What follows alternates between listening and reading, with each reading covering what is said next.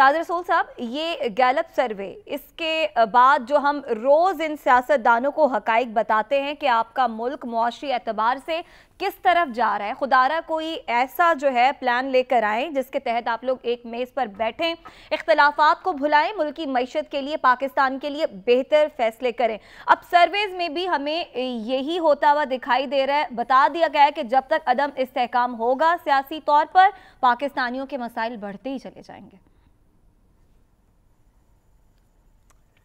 देखिए, मैं तो मुझे नहीं पता कि गैलप ने किन लोगों से बात की है, क्योंकि पाकिस्तान में तो आजकल एक अच्छी हुकूमत है और करप्शन में कमी हो रही है और लोगों के मसाइल में भी कमी हो रही है और इसहाक डार साहब अनथक मेहनत कर रहे हैं। मेरा ख्याल है कि गैलप को किसी ने दुरुस्त नहीं बताया, तो मैं रिक्वेस्ट करूंगा गैलप वालों से कि वो मेहरबानी करके तो पीटीआई की नज़र से सर्वे ना करें, बल्कि इंडिपेंडेंट सर्वे करें, तो उन्हें पता चलेगा कि पाकिस्तान में खुशहाली इस वक्त फल फूल रही है।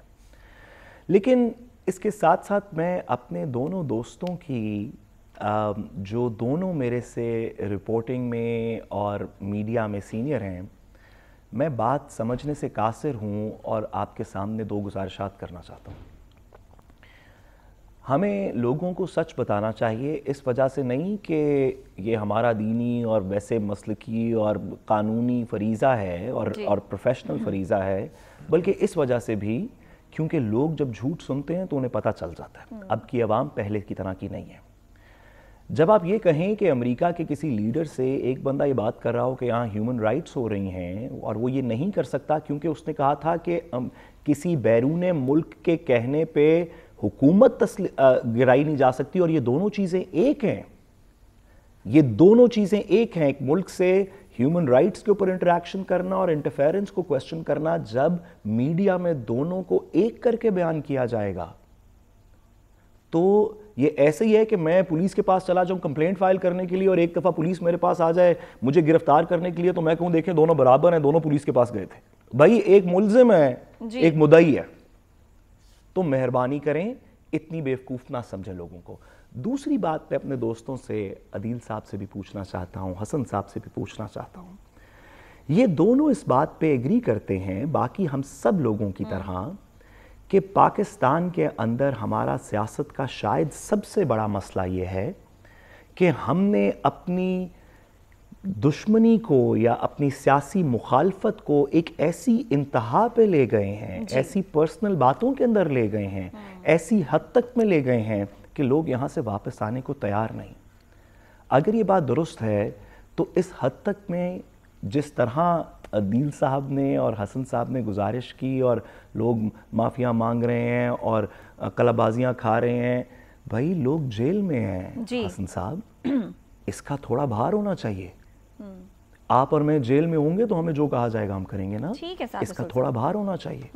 ये असल लोग हैं, इनका पाकिस्तानियों का दुख है, ये हमारे लोग हैं, ये हमारे हमसाए हैं, किसी का भाई है, किसी का बेटा है। ठीक है, आप और मैं उनको इस बात के ऊपर क्रिटिसाइज करते हैं कि उन्होंने गलत किया, हम चाहते हैं कि कानून उनको पूरी तरह सजा दे, लेकिन हम उनका जेल के अंदर उठक बैठक का मजाक नहीं उड़ा रहे। हसन साहब, इससे चीजें बेहतर नहीं होंगी, इससे चीजें आगे ज्यादा। मेरा भाई या मेरी बहन या मेरी बेटी भी अगर ये काम करे तो साधु साहब मैं भी कहूंगा उसको ये सजा भुगतनी पड़ेगी, क्योंकि हम किसी भी कंट्री में, किसी भी कंट्री में साधु साहब ये काम नहीं बर्दाश्त होते।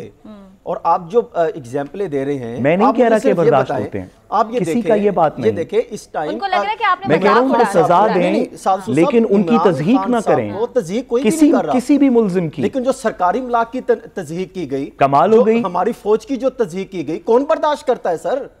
आप मुझे ये फरमाएं ना। कोई बर्दाश्त नहीं करता। मैं आपसे पहले आपके साथ आप बिल्कुल दुरुस्त फरमा रहे हैं, तरीका होता है भाई काम करने का। देखिए, इमरान खान साहब को समझाने की कितने समझदार सियासतदानों ने कोशिशें की, किसी की बात उनकी अकल में नहीं आई ना। अब नवाबजादा नसरुल्लाह और सरदार अब्दुल कयूम साहब जैसे वही बंदे, उन जैसे ही बंदे कहां से ढूंढ के लेकर आए? वो तो पाकिस्तान में अब मिलने को नहीं मिलते।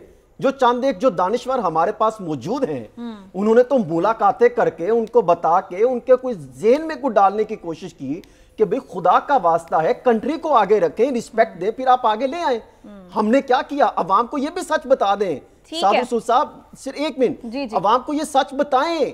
मैं आपकी बात तस्लीम कर गया हूं, मैं आपकी बात पहली बार अवाम को बताएं कि कब भुट्टो से नफरत हुई तो शरीफों की तकरीर हुई, शरीफों से नफरत हुई तो इमरान खान की तकरीर हुई। वापस टॉपिक की तरफ आते हैं, आप दोनों का पॉइंट ऑफ व्यू आ गया।